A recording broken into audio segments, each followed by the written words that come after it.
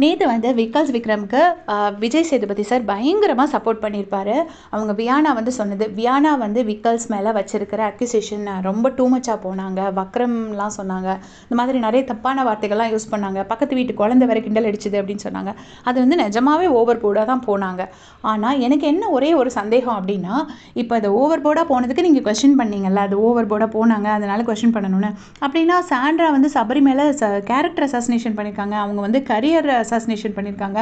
கரியரில் வந்து இப்படி பண்ணியிருப்பாரு, கோ ஆர்டிஸ்ட் அப்படி பண்ணியிருப்பாரு, அப்படி இப்படின்னு நிறைய சொன்னாங்க. ப்ரஷ் இஷ்யூவில் அக்யூஸ் பண்ணாங்க. அப்படி நிறைய விஷயங்கள். இதெல்லாம் ஏன் இதெல்லாம் ஏன் விஜய் சேதுபதி சார் கேட்கல அப்படிங்கிறது தெரியல. இப்போ இன்னைக்கு வந்து சாண்ட்ரா எவிக்ட் ஆகி போகிறாங்க.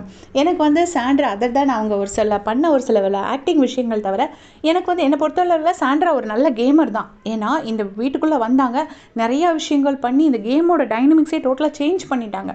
ஃபர்ஸ்ட் வீக் கெஸ்ட்டை அழ வச்சாங்க. அதுக்கப்புறம் பார்த்தீங்கன்னா இது பண்ணாங்க.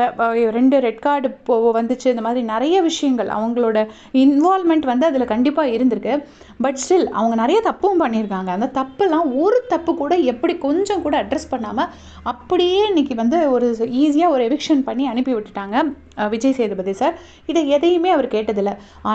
ஆனால் விக்கல்ஸ் விக்ரம்காக அப்படியே அவர் ஒரு அட்வொகேட் வச்சு வாதாடினா எப்படி வாதாடுவாரோ அந்த மாதிரி வாதாடினாரு. அவ்வளோ தூரம் வந்து சண்டை போட்டார். நான் இதுக்கு 2 காரணம் பார்க்குறேன். அவர் ஏன் இவ்வளோ தூரம் விக்கல்ஸ்க்கு சப்போர்ட் பண்ணுறாரு அப்படிங்கிறதுக்கு. அப்புறம் திவ்யாவையும் போகிற போக்கில் ஒரு குத்து. என்ன திவ்யா, நீங்களே அங்கே வந்து இவரை வந்து நிறைய சண்டை போட்டிருக்கீங்களா அப்படின்னு சொல்லி ஒரு பாயிண்ட் சொன்னார். அப்புறம் எஃப்ஜே உங்களுக்கு கிளின்னு கிழிச்சான் அப்படின்னு சொல்லியிருப்பாரு. அப்போ எஃப்ஜேக்கு அந்த எபிசோடில் ஒரு எலிவேஷன் கொடுத்துருக்கலாம். அவருக்கு ஒரு 1 வீக் கூட எக்ஸ்டெண்ட் ஆகிருக்கும். அதெல்லாம் கொடுக்கல.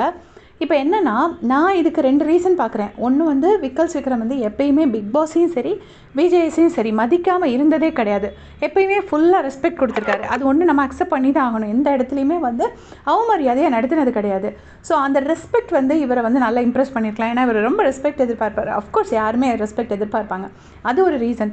இன்னொரு ரீசன் நான் என்ன பார்க்குறேன் அப்படின்னா, விஜய்ஸ் வந்து சாண்ட்ராக்கும் அரோராக்கும் ஓப்பனாக சப்போர்ட் பண்ணுறாரு அப்படின்னு சொல்லிட்டு விஜய்ஸ் பற்றி சோஷியல் மீடியாவில் ரொம்ப மோசமாக பரப்புகிறாங்க. அதில் புஷ்பா புருஷன் அந்த மாதிரிலாம் ரொம்ப இது நான் சொல்கிறது இருக்கிறதுலே டீசெண்ட்டு. இதை விட மொட்டமாலாம் நிறைய பேர் சொல்லி அப்படி ரொம்ப மோசமாக அவரை டீஸ் பண்ணுறாங்க. ஸோ அவரோட பேரை சரி பண்ணிக்கிறதுக்காக ஒரு மேல் கண்டஸ்டண்ட்டுக்கு ஃபீமேல்ஸோடு அசோசியேட் பண்ணி பேசுகிறனால ஒரு மேல் கண்டஸ்டண்ட்டுக்கு நம்ம சப்போர்ட் பண்ணுவோம். ஸோ தட் நம்ம வந்து ஆம்பளைங்களுக்கும் சப்போர்ட் பண்ணுவோங்கிறத ப்ரூவ் பண்ணணுங்கிறதுக்காக விக்கல்ஸ் விக்ரம்க்கு ஓவராக சப்போர்ட் பண்ண மாதிரி எனக்கு தோணுச்சு. இருந்தாலும் யானாவை ஒரு அளவுக்கு கண்டிக்கலாம். அவங்களுக்கும் ஒரு ஃப்ரீடம் ஆஃப் ஸ்பீச் இருக்குது. அவங்களும் வந்து கொஞ்சம் பேசுவாங்க.